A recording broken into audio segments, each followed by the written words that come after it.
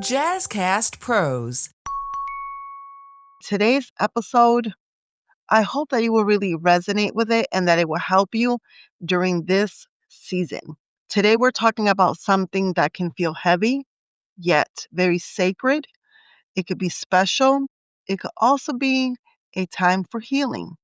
We're talking about the holidays. I'm not sure about you, whether you're going to be traveling, whether you are hosting, or what may be, but the holidays can sometimes bring out either the best or the worst in us.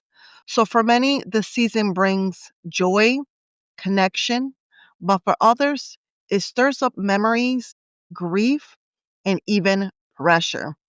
Pressure to show up in ways that may not feel aligned to who we are and who we are becoming. So whether you're missing a loved one, or managing a complicated family dynamic, or learning to protect your space, this episode is for you. Welcome to Healing Her Within, the podcast for women who are ready to break free, rise up, and reclaim every part of themselves. I'm your host, Maryann Rivera-Dannert, certified life and confidence coach, author, speaker, and a woman who's walked through the fire and came out fearless. This is Healing Her Within. Let's begin. So, first, let me ask you, are you, before we get into the heavy stuff, are you the type of person that likes to host, or you like to go to other people's houses and be a guest? For me, once upon a time, I would probably say hosting, but just honestly, my kids, my grandkids, obviously with my husband, I've never truly been the type of person to like host friends when it comes to the holidays. To me, the holidays are about family, particularly if you have children. And if you don't have children, then extended family. There is a lot of pressure when it comes to hosting, especially for major holidays like Thanksgiving, Christmas, New Year's, and things like that. And I am not about stress. I am not about pressure. So for the longest, that's just something that hasn't really resonated with me. When my mom was alive, which this is her 30-year anniversary, 2025, that she has left us, she has left this 3D world because she's still with us in spirit. We haven't really had that family traveling of going to my parents' house. And actually, ever since I was married, had kids of my own, I did go to my parents' house, but it was either after or before, not for like the major meal. I don't know, to me, having like my own house, my own kids, and things like that, it was about hosting them. But I am an empty nester.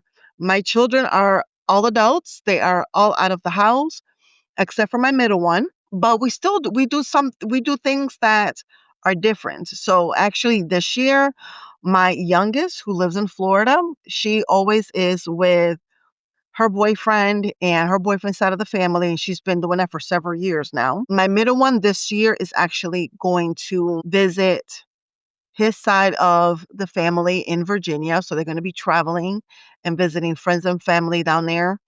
My older one has his own family. So creating their own memories, their own traditions. And this year, James and I, we are going to be going across the border and we are going to Canada. It's just us. And we're really not fans of turkey per se. And I know that it's not about turkey, but is it really not? It's about the food. But we're really not fans of turkey, cooking a big meal or anything like that. So why not? Why not pack a bag and go out of the country? Which again, it's only Niagara Falls, which is an hour and a half away, but we're still leaving. So when it comes to the holidays, do you like to host? Do you like to be a guest? What are some of your traditions? I would love for you to share some of that. Either on you can screenshot, the episode and you can send me a message or just tag me on social media on Instagram at the real Maryann Rivera-Dannert because I would love to just find out and get to know who you are. So, back to the episode today, the holidays. The holidays can be beautiful, but they can also be triggering. And I know that in 2025, we have been throwing that word around like it's water on a hot summer day, but it's true. It can be triggering. They can bring family together, expectations, and sometimes the pressure to be on when your heart just wants to rest. Maybe you've lost someone, and every song, smell, or tradition reminds you of their absence. Maybe you're surrounded by people who don't fully understand you. They don't understand the version of you who is new, who is healed, who is healing. Or maybe you're just tired emotionally, mentally, spiritually, physically. If that's you, I want to remind you that you are not broken for feeling this way. You, my listener, are human. Healing doesn't erase the ache, it helps you hold it differently. So I want you to take a moment and just reflect. Take a deep breath and ask yourself, what do I need to truly be in this season? Not what others expect, but what are your soul needs? Take a moment to really ask yourself that question. And when you ask yourself that question, feel your body. Is there any knots, any tension? What is your body speaking to you? Remember that your body holds information. And when you take a moment to listen to it, to be in tune with it, you will get the answers. So, for those that are grieving a loss, I see you. The empty chair at the table, the traditions that don't feel the same, I know that it hurts. One thing that has helped me and many women that I have worked with is finding a small way, a sacred way to honor the individual that you have lost. You could light a candle in their memory. You could share a favorite story about them. You can cook their favorite dish. Say their name out loud. Honor them. Grief is love with nowhere to go. So give it somewhere to go. Let it flow through prayer, through a letter, through a quiet walk. Healing doesn't mean that you're moving on, that you're forgetting. It's finding peace in remembering. So whether you have lost someone or whatever the situation may be, remember them in peace and honoring them. Don't forget about your boundaries. Boundaries are very important, especially in this season. So let's talk about it. Let's talk about boundaries, especially around family and friends. Boundaries, as we have talked about here before in the past, doesn't mean that you don't love people less. It means that you love yourself enough to protect your peace. It's okay to skip an event. It's okay to leave early. It's okay to say no without feeling guilty. Give yourself that permission and honor yourself. Before the holidays, decide what's a non negotiable for your mental, emotional, physical health. Maybe it's limiting the time around people that may drain you. It could be saying no to conversations that reopen old wounds, creating new traditions that feel safe and joyful for you is something that you can start doing. You are allowed to choose peace over pressure. And depending on your family dynamics, your friendship circle, this is also a heavy time because of the politic nature that we are currently in.